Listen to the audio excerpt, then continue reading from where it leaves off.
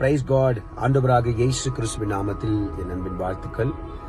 கர்த்தருக்கு பிரியமானவர்களே, இந்த காலை வேளை நிச்சயமாக நன்மையும் கிருபையும் உங்களுக்கு கர்த்தர் ஆசீர்வதிப்பாராக. ஆமென்.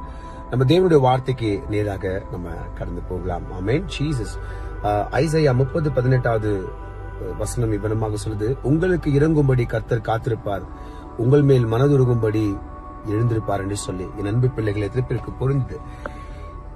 கர்த்தர் உங்களுக்காக காத்திருக்கிறார், உங்களுக்கு இறங்குறதுக்காக. நீங்க கர்த்தருக்கு காத்திருக்கீங்க தானே, ஆனா அவரும் காத்திருக்கிறார் உங்களுக்காக இறங்குறதுக்காக. நிச்சயமா உங்களை எல்லாம் காரியங்களை மாற்ற அவர் இன்றைக்கு எழுந்திருப்பார். வேதம் அப்படித்தான் சொல்லுது. நண்பு பிள்ளைகளே, யாரையும் அவர் விடுவதில்லை, யாரை விட்டும் அவர் விலகுவதும் இல்லை. இந்த உலகத்துல பிறந்த எல்லா மனிதர்களுக்காகவும் கர்த்தராக இயேசு கிறிஸ்து இந்த உலகத்துல அன்பாக வந்தார். இன்றைக்கு நான் சொல்றேன், நீங்க அவருக்காக காத்திருக்கீங்க, கரெக்ட். ஆனா அவரும் உங்களுக்காக காத்திருக்கிறார், இறங்கும்படி. உங்களுக்கு மனம் இறங்கும்படி கர்த்தர் நிச்சயமா எழுந்திருப்பார். இன்னும் எதுவுமே நடக்கலன்னு யோசிக்கிறீங்களா? இதோ உங்களுக்காக தான் இந்த வார்த்தை. காத்திருக்கிறார், நிச்சயமா அவர் உங்களுக்கு இறங்குவார். இன்னொன்னு, மனதுருக கண்டிப்பா அவர் எழுந்திருப்பார் உங்கள் மேல. கவலைப்படாதீங்க, எது குறிச்சும் நீங்க டென்ஷன் ஆகாதீங்க. பெரிய நன்மை உங்களுக்காக கர்த்தர் காத்திருக்கிறார்.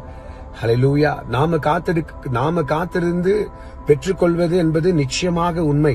நம்ம காத்திருக்க வேண்டும், கர்த்தருக்காக நம்ம நிச்சயமா காத்திருக்க வேண்டும் என்று சொன்னால் நம்ம மண்ணுக்கு ஒப்பா இருக்கிறோம். ஆனா அவர் பாருங்க, வானம் பூமி சகல காரியங்களும் அவருடையது. எல்லாத்துக்கும் ஜீவாதிபதி சக்கரவர்த்தி அவர்தான். ஆனா அவரு கூட நமக்காக இறங்குறதுக்கு காத்திருக்கிறாரு.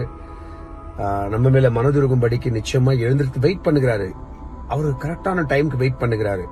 அந்த டைம் நிச்சயமா அது இன்னைக்கா கூட இருக்கலாம். நிச்சயமா இன்றைக்கு கூட ஒரு புதிய காரியங்களுக்குள்ள கர்த்தர் உங்களை வழி நடத்துவார்.